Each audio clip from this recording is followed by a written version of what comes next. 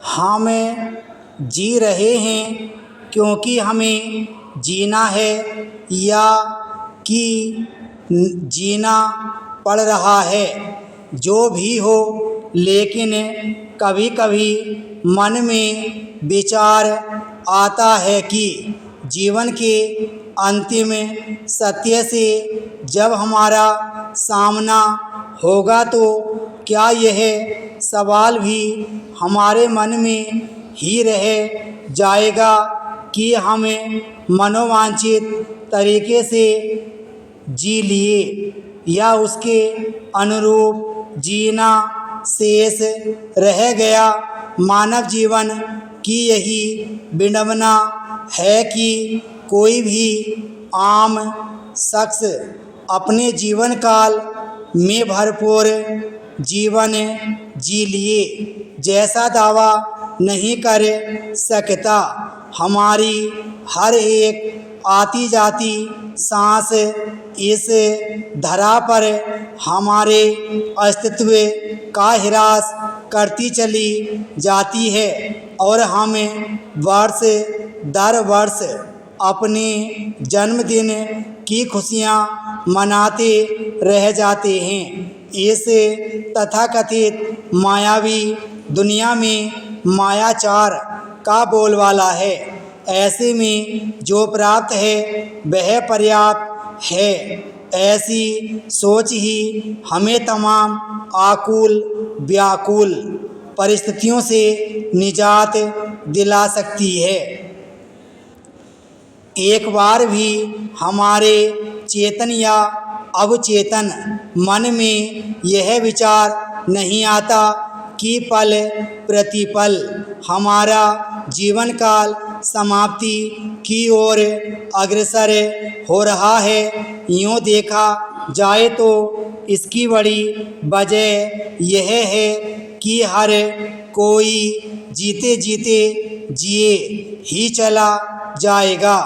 कुछ इसी प्रकार की भ्रमित अवस्था में रहता है। जीवन के अंतिम सत्य को सावे जानते और पहचानते हैं, लेकिन आखिरी सांस तक जीने की तमन्ना मन मयूर में हिलोरे लिया करती है। बस ऐसे ही दौर में कभी देखते ही देखते सांसें जवाब दे जाती है और हम पंचतत्व में विलीन हो जाते हैं। परिजन भी समय के साथ शोक की बेला से उबर जाते हैं। दरअसल यही संसार की रीति है कि जाने वाले के साथ कोई नहीं जाता।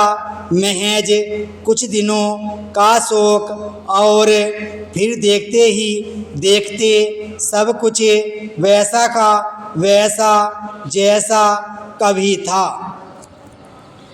ऐसी स्थिति में यह अत्यंत आवश्यक हो जाता है कि हम अपने जीवन मूल्य को समझें और वही करें जो सच्चे अर्थों में हमारे अंतर्मन में सुकून का कारण बनता है।